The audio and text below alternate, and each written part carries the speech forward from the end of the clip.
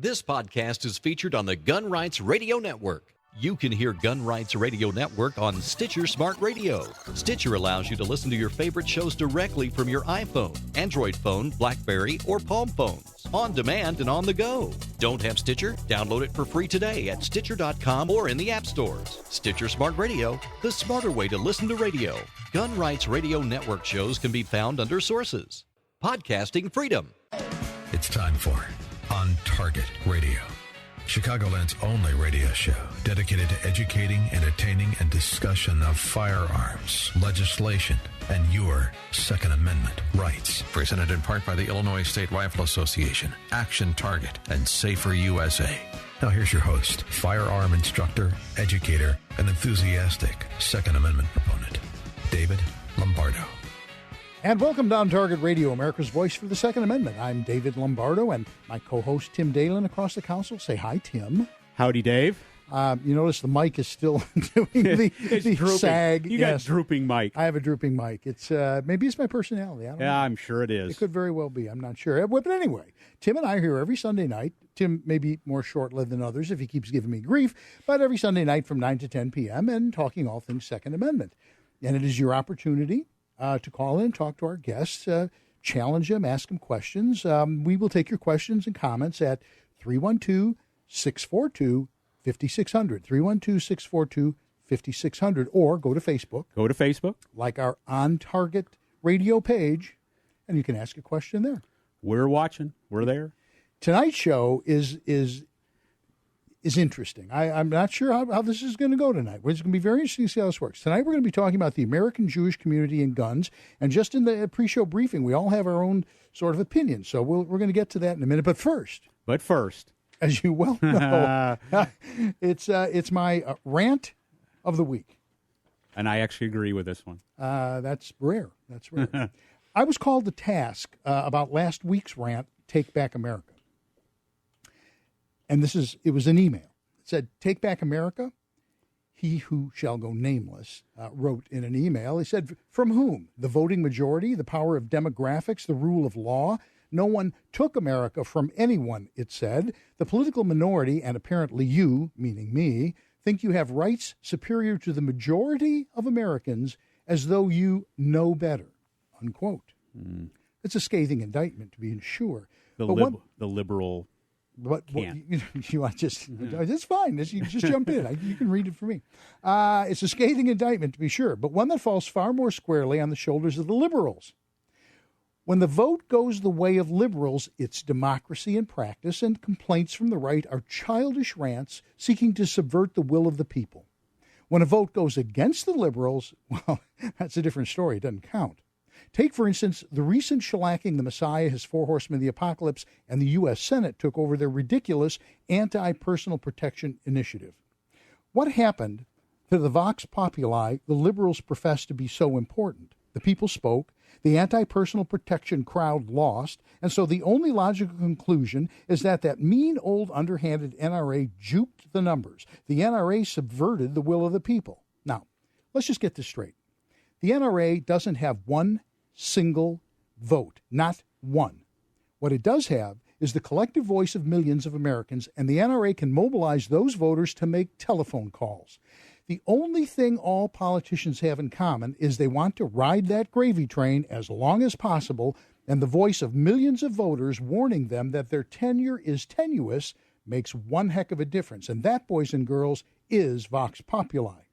Much has been made in the media and by politicians of the supposed 90% of Americans said to support expansion of background checks to cover transactions at gun shows and other private sales. Turns out, like most liberal hogwash, it's made-up fantasy designed to pull the wool over voters' eyes. According to a recent Gallup poll, and I quote, "Few Americans mention guns or immigration as the most important problems facing the nation today, despite the current attention lawmakers in Washington are giving to these issues. The economy still dominates as the top concern, followed by jobs, and get this, and dissatisfaction with the general way in which Congress and the government work," unquote. The poll indicates only about 4% of Americans think guns and gun control is an important problem facing the country. Now, how does that sit with the anti-personnel protection crowd? the ones who talk about how important it is to listen to what American public thinks, well, they're starting yet another all-out assault against gun owners. So buckle your seatbelts, Tim, because we're in for yet another bumpy ride. Bloomberg's Mafia, Mayors Against Illegal Guns, a group with a higher percentage of thieves, con men, felons, and child molesters than even the Congress can boast, is preparing to attempt to drive a tank over what the majority really thinks, which leads me to once again ask the question, when are we going to take back America? And that is my rant for the week, Timmy. I totally agree with that. I don't understand when they blame everything on the NRA. I am the NRA. You are the NRA. We pay our membership dues to the NRA for what we believe in. It's not, the NRA is representing us, just like, any representative in Washington, D.C. would. They represent us. It's okay when the liberal groups do it, but certainly not when we do. Mr. and Mrs. Liberal, you put your money in an organization that believes in what you believe in. You put your money where your mouth is. Don't sit there in your little house and say that the gun owners are wrong. You go and do what we do. We stand up for our rights. We pay our money to represent us. And show That's our face. what we're doing. And show our face. You right. got it. All right. Tonight, American Jewish Community and Guns. Call us at 312-642-5600 and voice your opinion. This is On Target Radio, AM 560, The Answer. And we are going to be talking to Charles Heller. Charles is the Executive Director of Jews for Preservation of Firearms Ownership. Charles, thank you for being with us tonight. My pleasure. I'm glad I could be had. And Mike Sakoff, who's a senior account executive here at WIND. Those of you who have been listening to the show for any amount of time at all know at the end of every show, we always say the same thing, and that is, and thanks, Mike, for making it all possible. Did you know we say that, Michael? I don't recall hearing it. I must have missed that show, You must Dave. have missed it. Thank you for being with us tonight, Every single Michael. show. But I am excited for my debut on your show. We appreciate it. So, Charles and Mike, one of you, let me explain why we're here. Well, we're here because I have a radio show, but let me explain why we're having this topic. When I was in Vietnam in 1967, I don't know at that age, 20 years old, that I really paid any attention to Israel at all, but we were sort of slogging through kind of a difficult war, going rice paddy to rice paddy. And in the paper is about this little country who becomes surrounded by Arabs who say we're going to eradicate them, wipe them off the face of the earth, destroy them, 10-1 against. There were 10-1 odds. And in 6 days, that little country just kicked the living snot out of all of them. And to this day, those people who started that war complain about the land they lost in a war that they started with 10-1 odds. Now, here's the question that I have. If you look at the history of Jews, anti-Semitism goes all the way back to the Seleucid Empire, like 300 BC. In Europe and in the Middle East, every country has tried to kick the snot out of Jews. If I were Jewish, I'd be the most heavily armed person on earth. Can you explain why there seems to be an anti-gun bias? Yeah. Oh, you mean within the Jewish community? Exactly. Yeah, there is, because what happened is over the many centuries of persecution, the Jewish people developed somewhat of a herd mentality. They developed a form of communitarianism, and where the will of the group becomes very important to survival. And like any herd, the outliers of the herd can be picked off, but the herd will survive. And so they developed a herd instinct, and any move towards an individual act of self-defense, such as arming oneself, is viewed, much as Colonel David Grossman says, they fear both the wolf and the sheepdog. And so the person who declares himself to be the sheepdog is greatly feared, almost as much, if not more so, than the wolf, because the wolf exists somewhere out there, and the sheepdog is where they can see him. And so they've learned to fear the sheepdog because of individual action as opposed to a collective mindset. Well, we had a discussion in the pre-show briefing, and there was, among the four of us, there really wasn't, no two of us agreed. I feel exactly the same way. Mike, you don't see it quite the same way. Well, that was an interesting description, and I guess it makes a lot of sense. I didn't realize there was such an anti-gun sentiment within the Jewish community. Most of the Jewish people I know, family, friends, they're very pro-Second Amendment, and a lot of them own firearms. So maybe it's just the circles I hang in. I don't really Well, Mike, you're in sales, so you need to be a rational person, and rational people tend to seek out the companionship of other rational human beings. So that just goes to your good judgment and explains why you're probably the senior salesman there.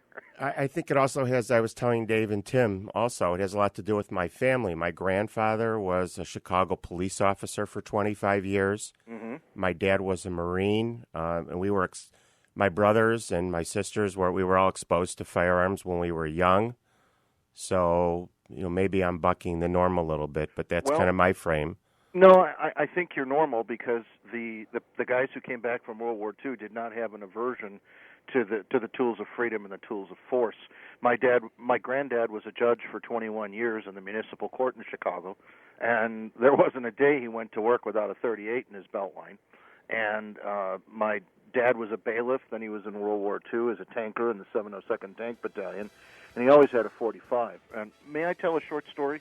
Have we got time? Well, I've got 20 seconds, so no, how about we pick it up? Can I do it after the break? I think it's instructive about how I came into the gun world. We'll do that, and I also want to talk about a comment you had made to me about gun control being racist. So we'll pick up when we come back after these few messages. You're listening to On Target Radio, AM 560, The Answer.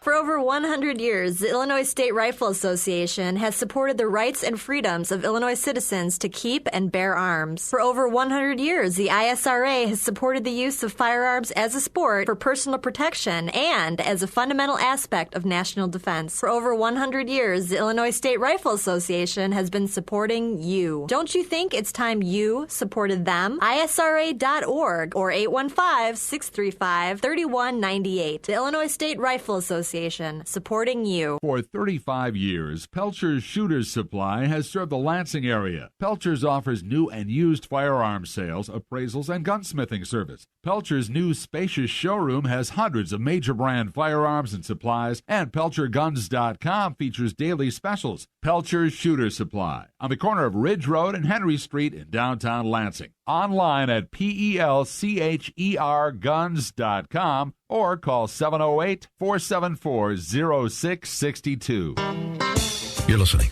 to On Target Radio on AM 560, The Answer, with David Lombardo. Here's David with more interesting conversation on firearms, safety, your Second Amendment rights, and much more. I am absolutely not going to forget it tonight. So, Mike, how's it going? No. Here it is, the thing that you have really been waiting to get behind you ever since the show started. It's Tim's Fighting Back. As brought to you by the Illinois State Rifle Association. This week's Fighting Back was sent to us by Jim Perry, a good friend and listener from Mokina, Illinois. A citizen with a gun stopped a knife-wielding man as he began stabbing people Thursday evening in downtown Salt Lake City store. Police say the suspect purchased a knife inside the store and then turned it into a weapon. The knife-wielding man seriously injured two people. Then before the suspect could find another victim, in fighting back, a citizen with a gun stopped him. A good guy pulled a gun on the bad guy and told him to drop his weapon or he would shoot him. So the bad guy dropped his weapon and then employees and shoppers grabbed him. By the time officers arrived, the suspect had been subdued. Police had high praise for the concealed carry holder who ended the hysteria. Lieutenant Brian Purvis said this was a volatile situation that could have gotten worse. He was definitely in the right place at the right time. This has been Fighting Back, brought to you by the Illinois State Rifle Association. Pithy, always pithy. I'm very excited by that. For everyone's information, I mentioned at the beginning of the show, Mike Sakoff is here. He's our account representative here at WIND. Great guy. He just got through telling me that nobody made a phone call in the first segment. If we don't get any phone calls asking questions in the second segment, they're canceling the show. So I would suggest if you want to hear forget Tim. If you want to hear me, you want to call 312-642-5600. 312-642-5600 and pin either Mike's or Charles' ears to the wall. Yes. So that means if they don't call in, that means that they'll dump you and it'll be just me. So please call. Oh, please call. Charles, you wanted to tell us a story and we had to cut you short. Please do. Really briefly. Number one, I grew up listening to WIND on the radio. It's a real honor to be here. Number two, thank you both for your service, Dave in the Army and Tim in the Marines. I appreciate thank you. Appreciate your service. Yes, thanks. I grew up, my dad never never kept the gun in the house. He kept it at our grandfather's house. And on Saturdays, we'd go visit Grandpa, and he'd take the gun out, and he'd show it to me, starting at about age 6. It was a 1911, and he took it out, and he put it together, and he said, this is how it goes together, this is how it comes apart, this is how it goes back together, this is how you hold it. He handed it to me at 6, made me point it away from everybody, and then he said, when you can take this apart and put it together yourself, you may shoot it. He then took it apart, removed the ammo, and walked out of the room and left me with the pieces. And over the years, over a period of from age 6 to 11, I fiddled with it, and one day I got it put together, and I put it back in the bag, unbeknownst to him, assembled.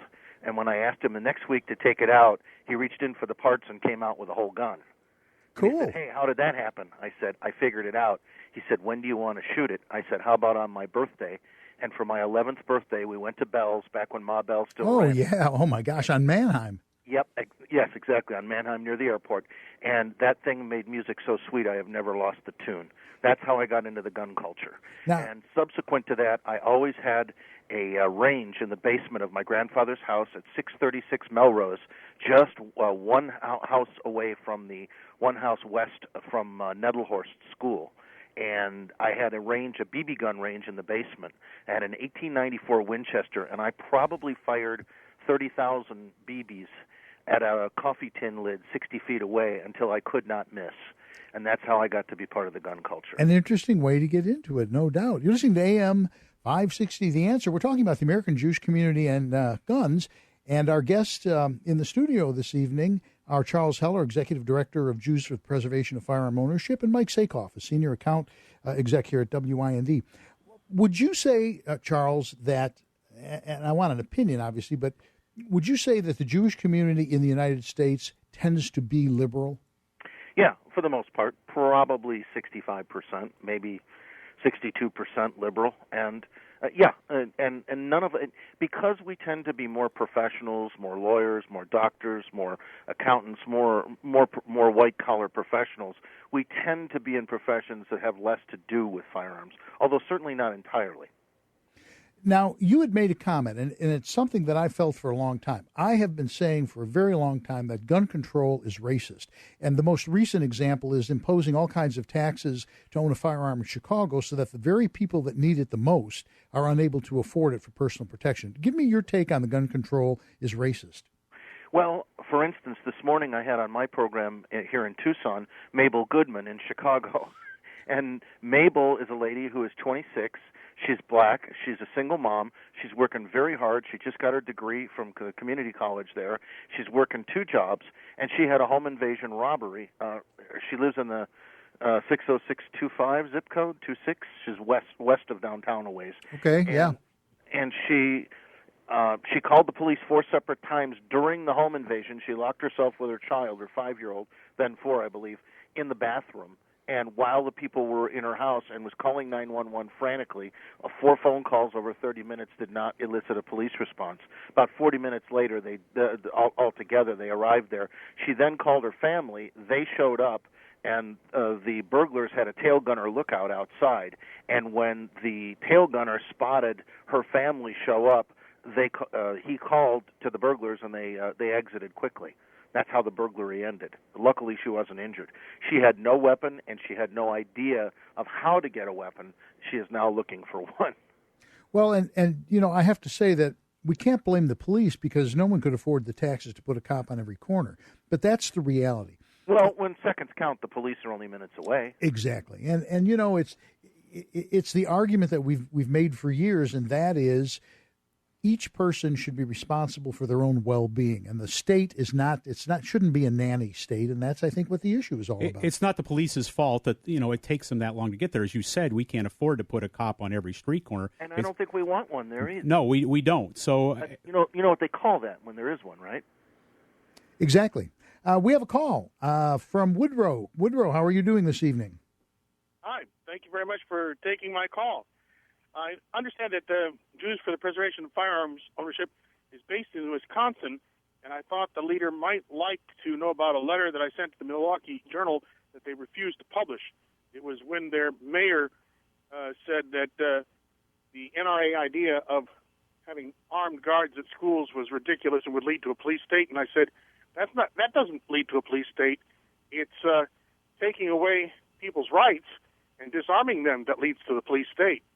Right. And I finished my comment by saying, and another thing, the FDA has failed America by not really screening these antidepressant drugs, because all the incidents, Newtown, Aurora, Tucson, Columbine, they all involved people with guns who had been taking FDA-approved antidepressant drugs. Actually, Tucson didn't. Okay. And I said, I know about that because in 1975, my grandfather used a gun in his own body to protect his wife and his daughter from being killed by a man who had been taking antidepressant drugs and had a gun. Woodrow, thank you. About this. Go ahead. I'm very sensitive to this news, and I catch the little things that the main news media leaves out about these antidepressants that are approved by the FDA and that lead to hallucinations for suicide and homicide. Woodrow, thanks for your phone call. So I think he makes a good point. There is that issue, and that was one of the issues that they were talking about and doing background checks, being able to integrate psychological profiles, that type of thing. That's full of we have a thing out here called cholla cactus. They're known as jumping cactus. Oh yes, I discovered that. You just walk by one and get one in your foot, and it sort of walks its way. It looks like a pickle with porcupine spines, and it walks its way up until it gets right about to the calf of your leg. You move a little bit, and the sucker goes through your pants, and you feel like you've been stung by about 45 bees at once. And that's the type of thing, the sticky wicket, that the psychological stuff imposes. Look, the guy, and I never, ever give the popularity of people, that give them the oxygen of publicity by saying their name. But the Tucson killer went through a background check and passed, and so did the Virginia Tech killer. Both of them passed the background check. Background checks are feckless. You want to do them at an FFL dealer, okay, it's the law, fine. But the whole idea that you're going to stop anybody, either a nut or a criminal, from getting a gun is simply stupid. Look at the killing in Buffalo, the guy who got out of jail after being in for murder for 18 years for killing his grandmother, I believe with a hammer. Got out and he had a rifle and he shot 4 firemen. 2 of them died. He was a convicted felon. Exactly.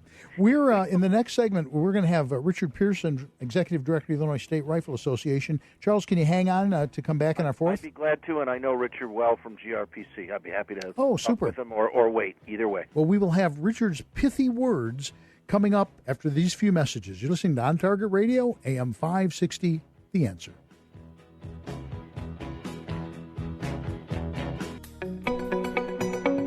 Some people shoot beer cans, some shoot paper plates, and some just shoot the breeze. Here at Action Target, we believe there's more to shooting than just putting holes through paper. As the world leader in shooting range design and technology, Action Target has been revolutionizing the world of firearms training for more than a quarter of a century. Go to actiontarget.com to order your steel targets and range equipment today. That's actiontarget.com. For over 100 years, the Illinois State Rifle Association has supported the rights and freedoms of Illinois citizens to keep and bear arms. For over 100 years, the ISRA has supported the use of firearms as a sport for personal protection and as a fundamental aspect of national defense. For over 100 years, the Illinois State Rifle Association has been supporting you. Don't you think it's time you supported them? ISRA.org or 815-635-3198. The Illinois State Rifle Association. Supporting you. Hi, I'm David Lombardo, host of On Target Radio. You're living proof that radio advertising reaches listeners. In the 2 years I've been advertising on AM 560 WIND, Safer USA grew from 300 students a year to over 1,200. By coupling our On Target Radio broadcast with our Facebook page, we found our audience is steadily growing, and in only 2 months it appears we've exceeded 5,000 listeners. Over 34% are in the age group 25 to 34, 26% are 35 to 44. We have listeners listeners from Rockford to western Michigan and southern Wisconsin to St. Louis. Thanks to live streaming on the internet, we also have listeners as far away as Germany, Japan, and New Zealand. On Target Radio is offering low-cost sponsorship opportunities on Chicago's premier conservative talk radio station. Advertising on AM 560 WIND has worked for Safer USA. Let me show you how it can work for you. Call 815-744-5487. Join the On Target Radio team today at 815-744-5487. You're listening to On Target Radio on AM 560, The Answer, with David Lombardo. Here's David with more interesting conversation on firearms, safety, your Second Amendment rights, and much more. Segment 3 is brought to you by the Will County Republican Lincoln Day Dinner. Support the party that supports the Second Amendment. Come to the Will County Republican Lincoln Day Dinner on Monday, May 13th at 6 p.m. The featured speaker will be Grover Norquist, president of the Americans for Tax Reform. Norquist's Taxpayer Protection Pledge was signed by 95% of all Republican congressional members. Hear his compelling message, enjoy a great dinner, and network with fellow conservatives. For ticket information, call Ed Ronkowski, chairman of the Will County Republican Party, at 708-479-4417. That's 708-479-4417. Paid for by Edward Ronkowski. And now we're going to be the number one guy with the Illinois State Rifle Association, Executive Director Richard Pearson. Richard, how are you doing this evening? All right. How are you? Well, we're doing good. And tell us what's going to happen in Springfield, because I get calls literally every day wanting to know what's happening. Well, and so do I. And I think that this week we'll be dealing with some negotiations. And the next week we're going to really get down to the nitty-gritty, and it's going to happen one way or the other. You really think that? Yep. I mean, we're running out of days here. You know, we got our countdown clock, and so it's going to get really testy after this week. Tomorrow night we have a group of meetings with various legislators, and then after that we have to take a short break and run off to the NRA convention in Houston. So be gone for a couple of days, then back. And we'll be back at it almost full-time, nonstop until the 31st of May. You don't think they're going to try to sneak something through on you while you're out of town, do you, Richard? No. Well, that was cold. Well, the answer is we never leave any post unattended. So a couple of us will be gone, but there'll still be 3 or 4 of us there. So, you know, we're always watching. You know, they say the cost of freedom is eternal vigilance. They were talking about Springfield. Well, I have just been reading what they're talking about in Congress, and Bloomberg. Did you read what Bloomberg just recently wrote about? These are modern times, and we have to give up some liberty to get more security. Did you read that whole thing? Bloomberg has actually been saying that for a number of years, and I think we ought to give up Bloomberg to have more freedom. Yeah. Hey, Richard, the bill that's in the Senate right now, the one that wants to carve out Cook County in Chicago, is that going to come out on the floor? Or is that dead, or what's going on with that? Well, right now they haven't got enough votes, so I don't think so. Right. We were very, very busy last week. You're kind of like the fire department.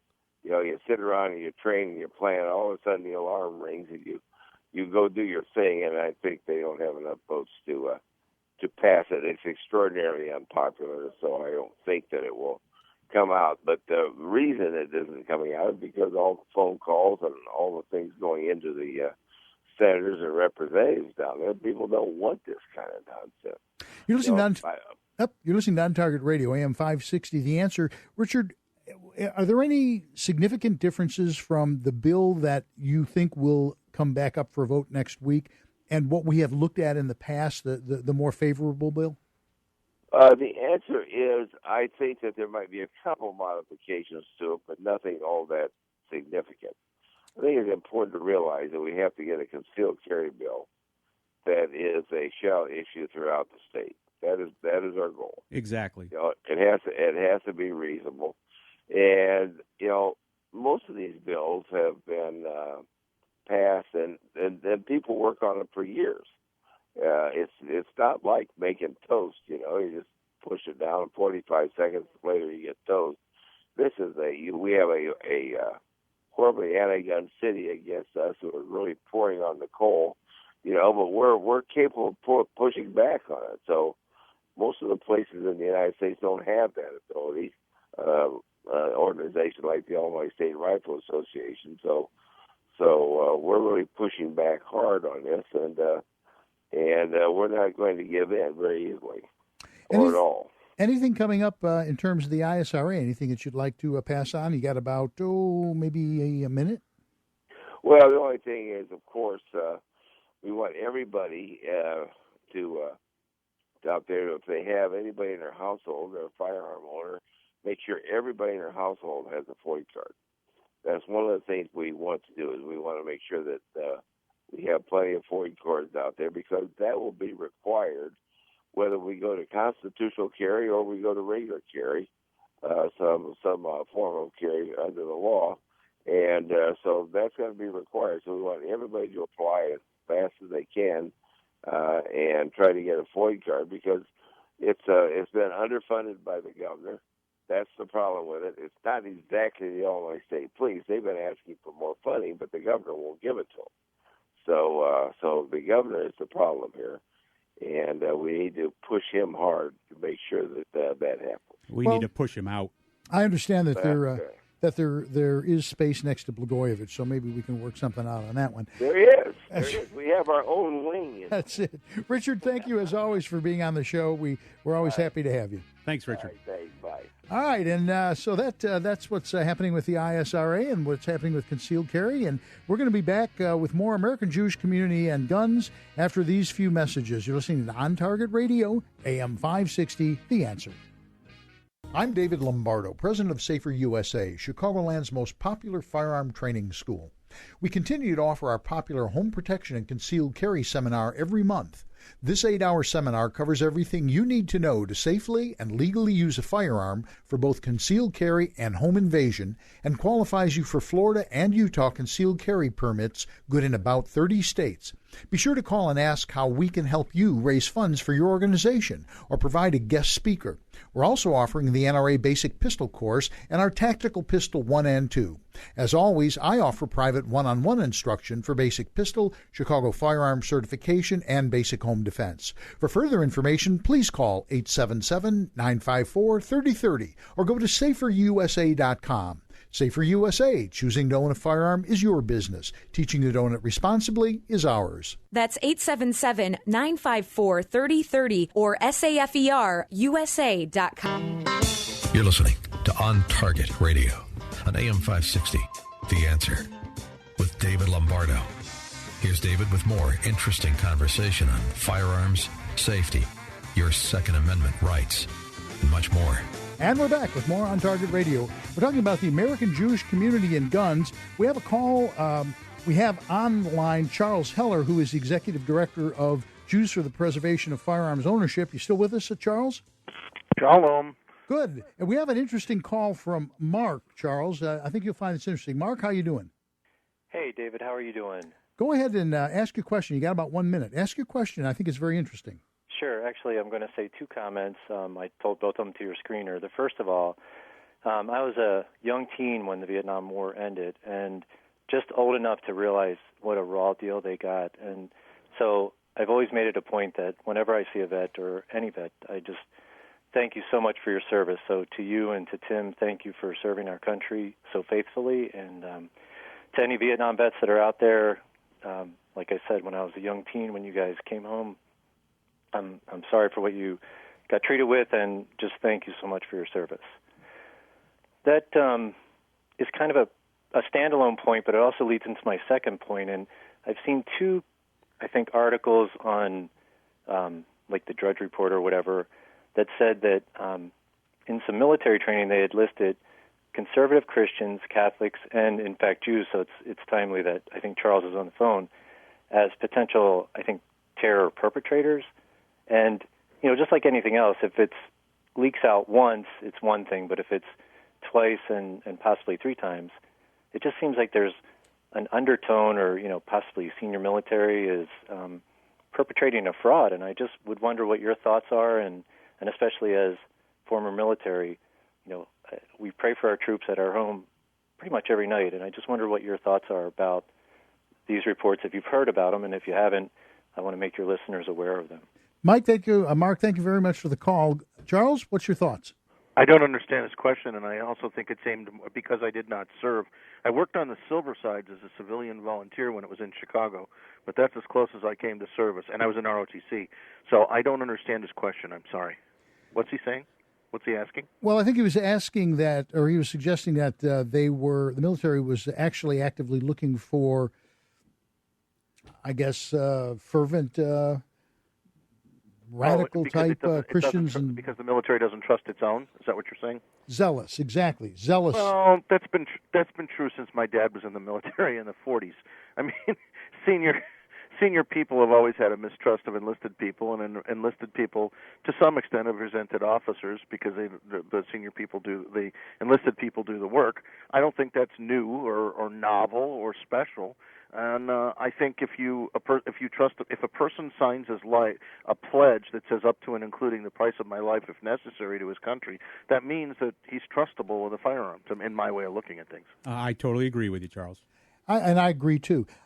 We've got about 3 minutes left in this segment, and then we're going to wrap up the show in the last segment. So I want to get to talk a little bit about what you do specifically. Now, a friend of ours, Marilyn, on Facebook wrote in, and she was looking at JPFO's website, and she was talking about ambassadors and was wondering if, how many do you have? What do you have to do to be an ambassador? And maybe you could just tell us about what the organization does. Sure. JPFO is a 501c3. We're basically a publisher. What we do is we're an empowerment organization.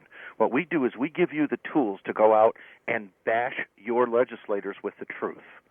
And we've done a video called No Guns for Negroes. And after you scrape black folks off the ceiling because of the title, tell them that it was done with the Congress of Racial Equality people, and it explains the history of how badly blacks have been treated in this nation until the last 20 or 30 years, and much of it had to do with gun control.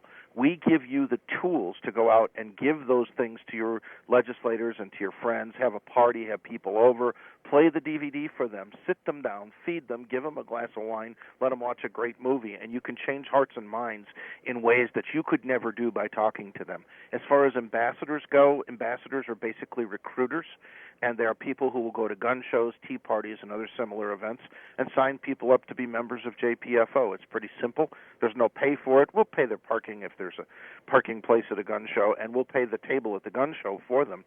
If they want, they can call our office at area code 262-673-9745. Again, 262-673-9745, or go online to jpfo.org and email us through the website, and I will call you back personally and talk to you about being an ambassador. I appreciate that, Charles. It was really great having you on. Tim, you got any last parting thoughts?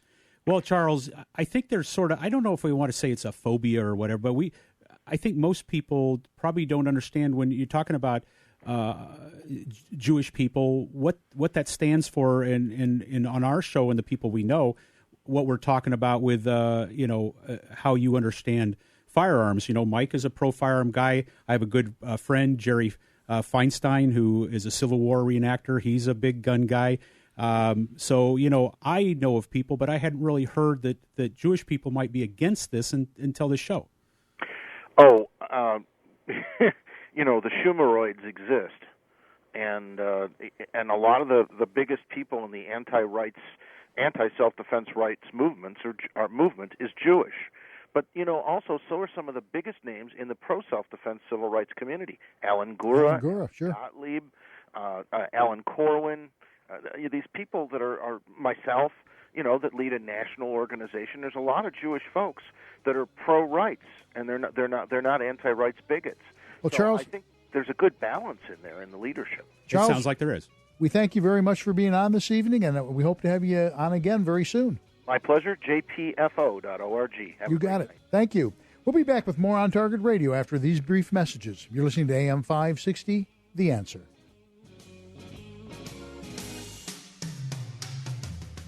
over 100 years, the Illinois State Rifle Association has supported the rights and freedoms of Illinois citizens to keep and bear arms. For over 100 years, the ISRA has supported the use of firearms as a sport for personal protection and as a fundamental aspect of national defense. For over 100 years, the Illinois State Rifle Association has been supporting you. Don't you think it's time you supported them? ISRA.org or 815-635-3198. The Illinois State Rifle Association, supporting you. Some people shoot beer cans, some shoot paper plates, and some, well, some just shoot the breeze. Here at Action Target, we believe there's more to shooting than just putting holes through paper. As the world leader in shooting range design and technology, Action Target has been revolutionizing the world of firearms training for more than a quarter of a century. Go to actiontarget.com to order your steel targets and range equipment today. That's actiontarget.com.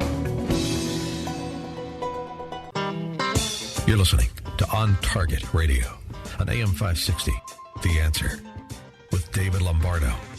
Here's David with more interesting conversation on firearms, safety, your Second Amendment rights, and much more. And we're back with more On Target Radio. Sitting in the studio with us is Mike Sakoff, my account rep here at WIND. So, Mike, when we started in the pre-show brief, we all had really very different opinions on this subject.